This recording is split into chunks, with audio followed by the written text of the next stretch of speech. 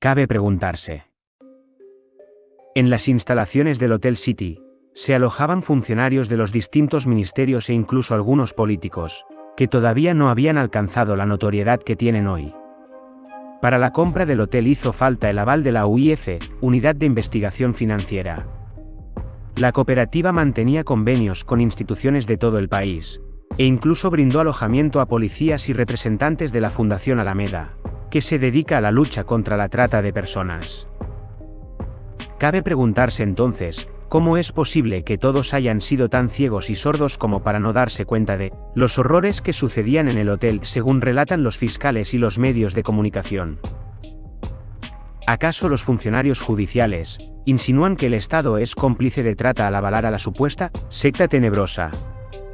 Posiblemente, porque ¿qué mayor tratante hay que el Estado, si consideramos que los líderes mantienen sojuzgado al pueblo, se enriquecen a costa del trabajo esclavo, forman asociaciones ilícitas, lavan el cerebro mediante la difusión de propaganda con falsas promesas, compran votos y trasladan a sus fieles de un lado a otro en grupos, para llenar los espacios políticos para su propio beneficio? ¿Cómo es posible que nadie escuchara los gritos de los torturados si, como bien sabe la Policía Federal, el hotel no tenía habitaciones cerradas con candado o insonorizadas? ¿Dónde estaban las supuestas víctimas ocultas? ¿O acaso las clases de canto en el taller de música, impartidas por la profesora de guitarra, eran confundidas con gritos de dolor? ¿Cómo es posible que se haya logrado un allanamiento cuando no había evidencias de trata de personas, y la actividad era la propia de un hotel familiar, según informó la PFA? ¿Cómo es posible que el juez de instrucción haya encarcelado a gente sin antecedentes penales y sin tener pruebas? ¿Por qué no revisaron el DVR de las cámaras de seguridad que solo estaban en las áreas comunes, donde se podía constatar que pasajeros y asociados por igual tenían libre acceso a la puerta de salida del hotel? ¿Cómo es posible que nadie viera gente con moretones, con marcas de grilletes, que no hubiera nadie pidiendo auxilio, si las supuestas víctimas deambulaban libremente por todo el hotel? ¿Cómo es posible estar aislado del mundo, atendiendo un hotel céntrico por donde pasa innumerable cantidad de pasajeros al año? ¿Dónde se alojaban los pasajeros si los pisos estaban ocupados por los esclavos de la secta? ¿Cómo es posible que el personal de trabajo ajeno a la cooperativa, pero que trabajaban y vivían en el hotel, jamás hayan visto o escuchado nada raro, cuando es sabida la acústica que tiene el edificio y los sonidos se escuchaban de un piso a otro? ¿Cómo es posible que los asesores, abogados, funcionarios del Ministerio de Desarrollo Social, del Trabajo, funcionarios de la municipalidad que realizaban las inspecciones, recorriendo casi todas las áreas del hotel sin previo aviso, personajes públicos de la ciudad como Fernando Muro, quien hasta entró en el departamento privado del cuarto piso, o el arquitecto que trabajó durante un año en el hotel recorriendo todo el edificio, jamás hayan visto nada irregular? ¿Cómo es posible que todos los profesores de música, quienes asistieron regularmente a dar clases en el cuarto piso durante casi 2 años y que siendo docentes, tienen cierta preparación en psicología, o simplemente por la experiencia adquirida al tratar con mucha gente de toda edad, no hayan percibido en lo más mínimo que hubiera alguien en situación de emergencia? ¿Cómo es compatible el supuesto cautiverio y aislamiento social o la no escolarización con el concepto de un elevado nivel intelectual que la profesora de guitarra tenía de sus alumnos quienes eran familiares del señor Nicosia? ¿Cómo es posible que el fiscal insista en la existencia de niños cautivos en el hotel, cuando los hijos del señor Nicosia y la señora Caposielo ya eran todos adultos maduros de más de 40 años y la única joven era la nieta que ya tenía casi 20?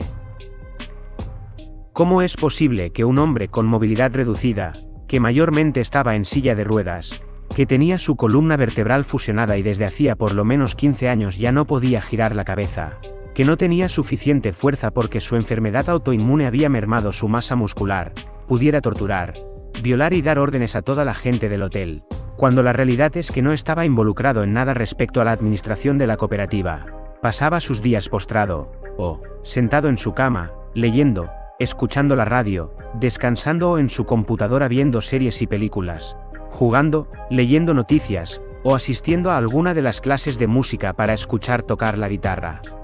¿Cómo es posible que una mujer que dedicó casi 40 años de su vida a criar, alimentar, educar, proteger, amar a sus hijos, trabajar para su familia, esté presa hace 5 años y amenazada con una condena de 25 años de prisión, porque su hija la denunció en un arrebato de ira, pero sobre todo, celos?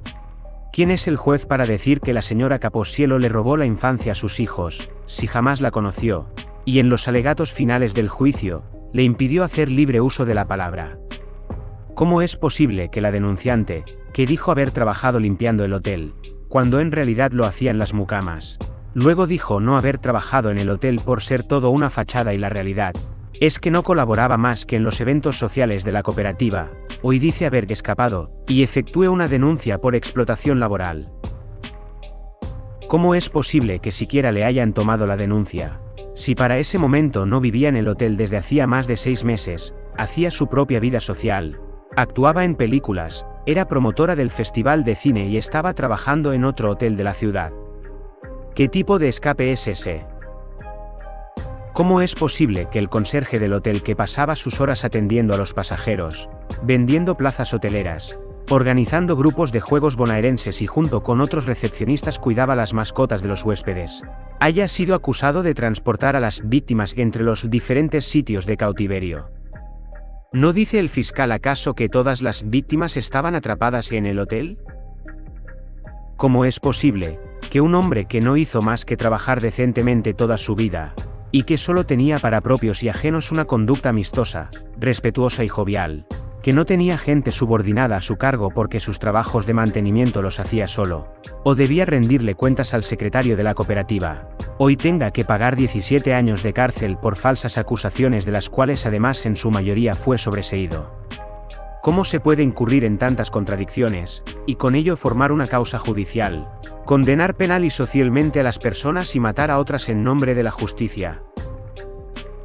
¿Cómo el fiscal puede acusar tan libremente inventando y afirmando conductas e incluso pensamientos, de gente que jamás conoció en su vida, basado en los dichos de terceras personas? ¿Acaso los juzgados no son más que antros de tertulia? ¿Cómo los jueces dieron por ciertos los testimonios de la supuesta victimización de quienes hacen gala de un tremendo complejo de superioridad, y se contradicen a sí mismos en cada frase que sale de sus bocas? Han dejado de manifiesto que el curso de víctimas lo hicieron viendo un tutorial y muy por encima, ya que lo reprobaron. ¿Cómo es posible que el Estado avale el fraude al propio Estado, convirtiéndose en partícipe necesario? ¿Cómo es posible que el sistema judicial juegue con la vida de la gente y no deba responder ante nadie por ello? ¿Cómo es posible que los medios impunemente inventen hechos morbosos y expongan a la gente al escarnio público, amparándose en la tan vapuleada y prostituida libertad de expresión? ¿Cómo es posible que haya público que les quiera creer,